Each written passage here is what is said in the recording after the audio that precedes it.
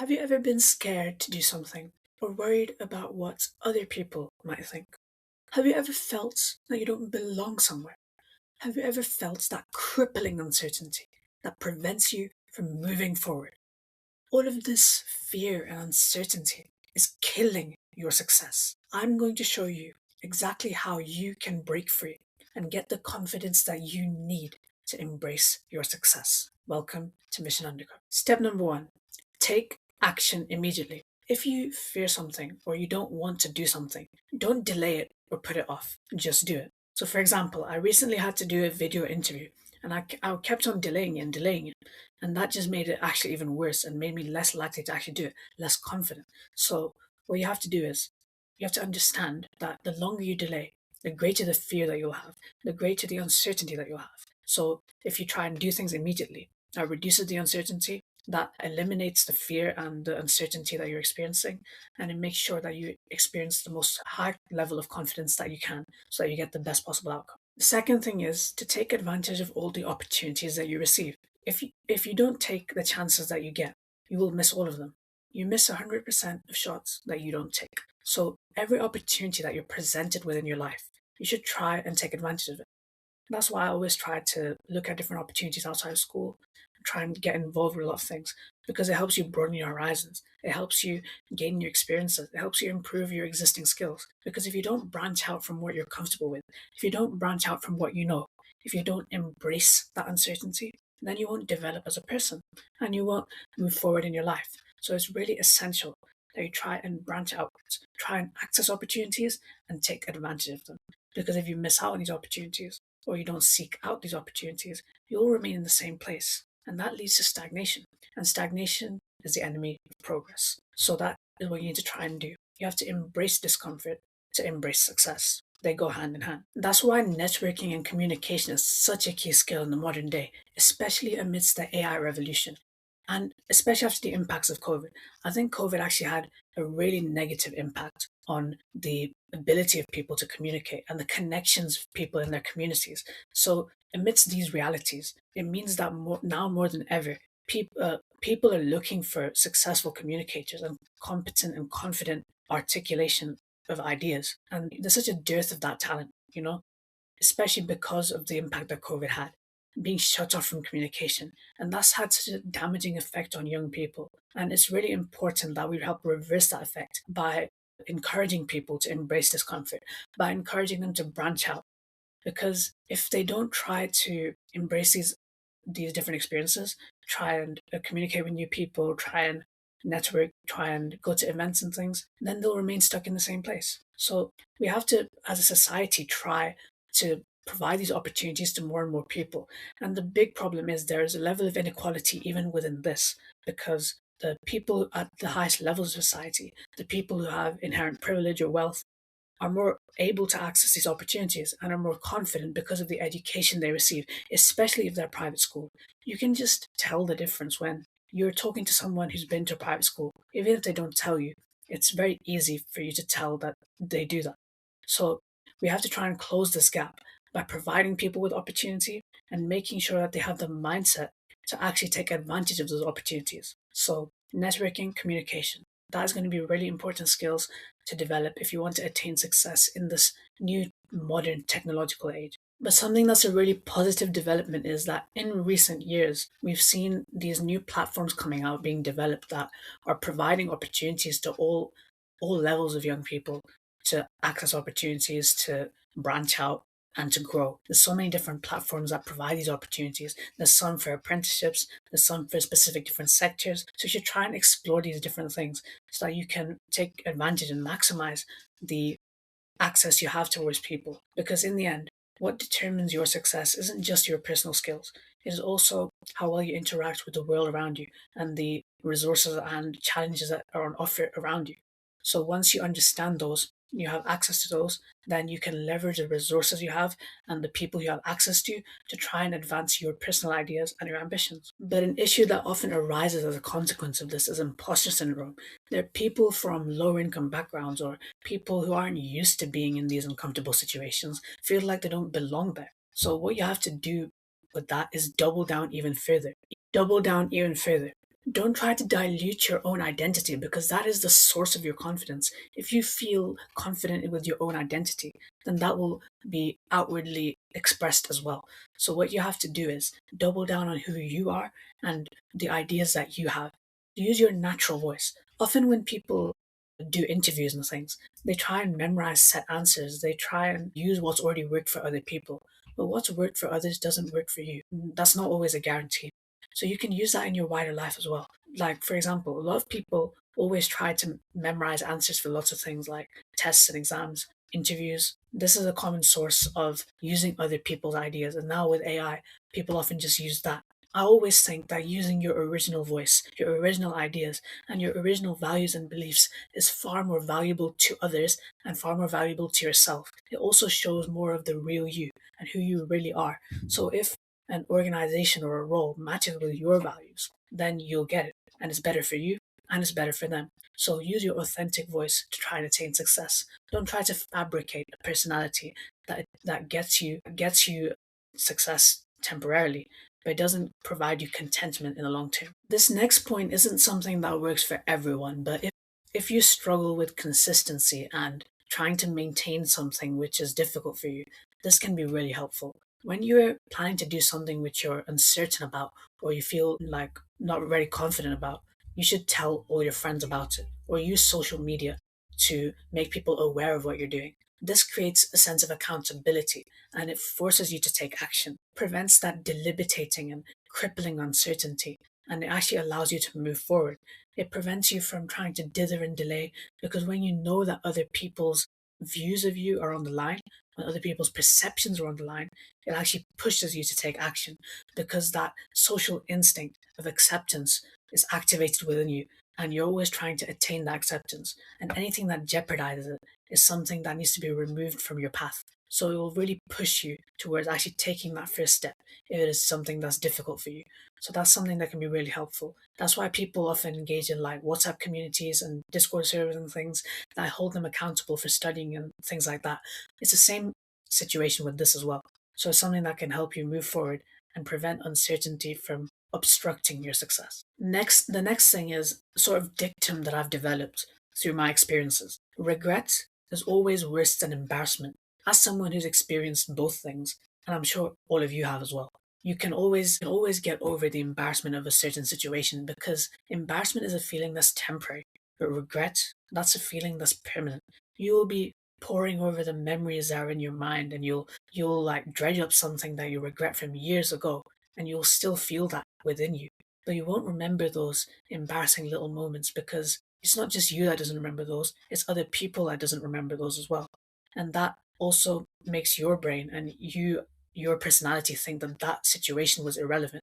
But any regret that you might have, you will still pour over it in the future because if you ever experience difficulty, then you'll be like, if only I did this, if only I did that. That's why it's so important to take advantage of the opportunities that you get, take advantage of the chances that life gives you. You know, people say, when life gives you lemons, make lemonade. That's the same situation here.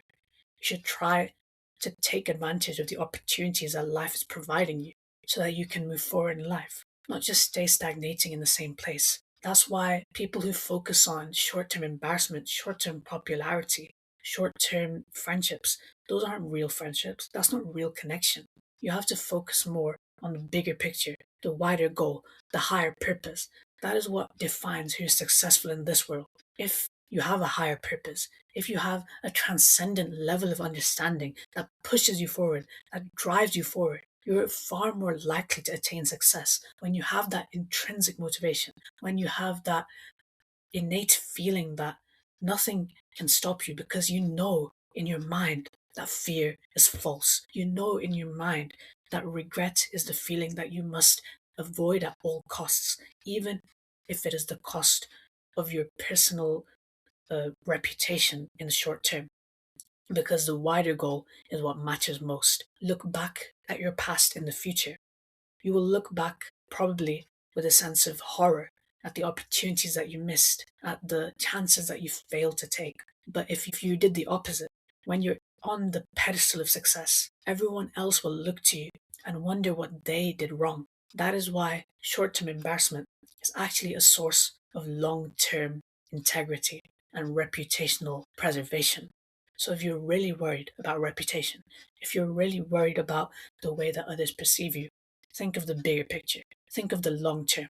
Do you want to be perceived as someone who threw their life away, or someone who attained success at the expense of a lot of sacrifice? Respect will be attained for you in that way. And finally, don't seek to validate your beliefs, your values, and your ambitions with those of others. Look only at your own personal morals and your personal ambitions and beliefs.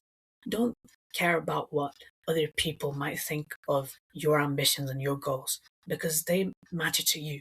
And if they matter to you, that means that you will have the drive to actually attain them and to succeed in what you're trying to achieve.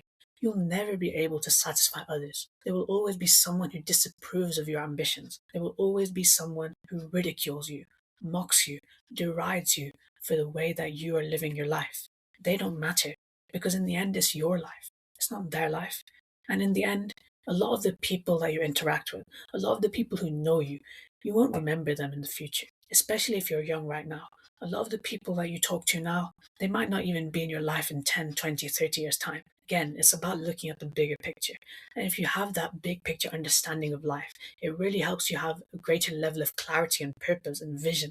And that allows you to drive forward in life. So it's really important to not be narrow sighted, to not be short sighted in the way that you approach your life. And that's how you look past the short term allure of different desires and different short term gain. So a lot of people engage in frivolities and short term pleasures like drinking and alcohol and drugs, but that has long term damage to people.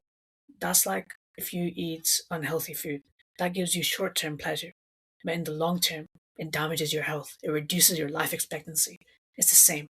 If you give yourself the false blanket of comfort that you're avoiding embarrassment, that's only a short term boost to your confidence. Because in the long term, it reduces the amount of opportunity you have, it reduces your chances of attaining success. The final step to destroying uncertainty is moral ambition. If you have that transcendent level of moral purpose, if you have that deep conviction and belief that what you're doing is for the benefit of society, if what you're doing that what you're doing is for the benefit of the people around you, that will drive you to never abandon what you're doing because it's deeply difficult to abandon your principles. It's very difficult to do so because such a it has such a high level of importance in our life. The principles and values that we have, the ethics that we abide by are so important to us psychologically. So if you embed those values, those beliefs, and those ethics within the ambitions that you have and within the actions that you take in every aspect of your life, then every aspect of your life will be oriented towards success. Because if you root everything in that wider purpose, if you root what you're doing in the purpose of helping others, in the purpose of morally contributing to the society that you live in, then there will always be someone who is willing to help you.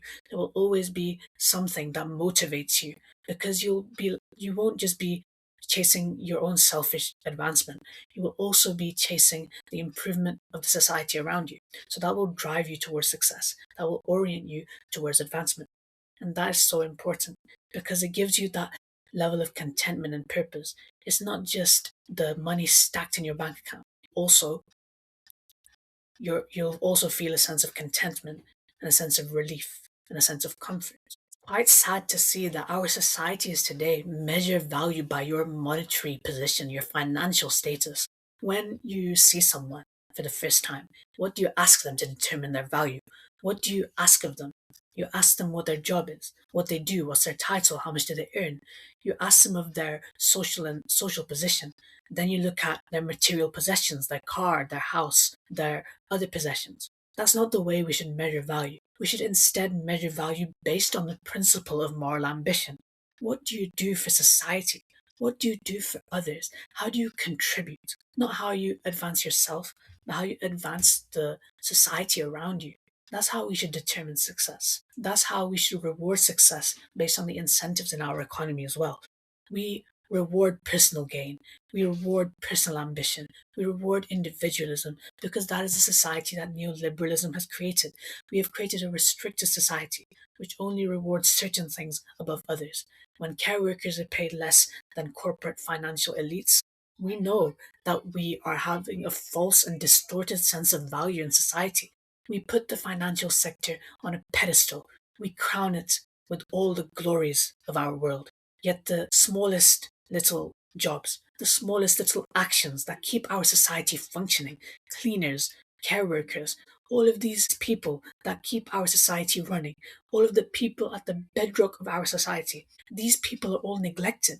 And instead, we value the constant financial gain, the exploitative interest economy, exploitative value and surplus value being created out of nothing over the contributions of real people to the real economy, to the real society that actually benefits communities. That is a false and distorted sense of value, and we have allowed this to be created.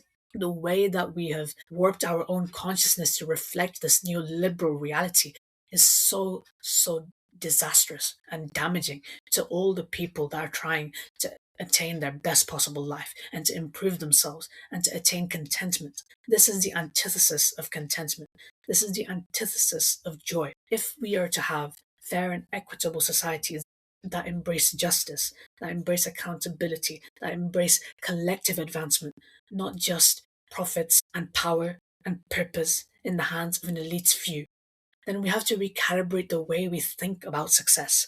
We have to recalibrate the way we think about value because true value lies in how we contribute to the communities that we live in, the societies that we are a part of, and the institutions that make us successful. That is true value. It is so damaging that we have a society and an economy that diverts all talent towards the financial sector to create profits for speculators, to create excess value where there is nothing, to create exploitation throughout the economy, to suppress the voices and the position of the silent majority in favor of a loud minority and a vocal elite that is attempting to elevate their position at the expense of all others. As a lot of stories are. This story of success, this story of personal change and advancement, it all comes back to this very issue of societal and systemic distortions, societal and systemic inequality that embeds poor outcomes for certain groups and success for others. If we truly want success to be evenly distributed, if we truly want opportunity to be evenly provided, then we have to have a society which enables that. We need to stop creating a society where we have a neoliberal paradigm that embraces individualism over collective progress. Collective progress is individual progress. Remember that. So your gain should be everyone's gain. Otherwise, you will be the ultimate loser. This has been Mission Undercover, and I hope to see you all next time.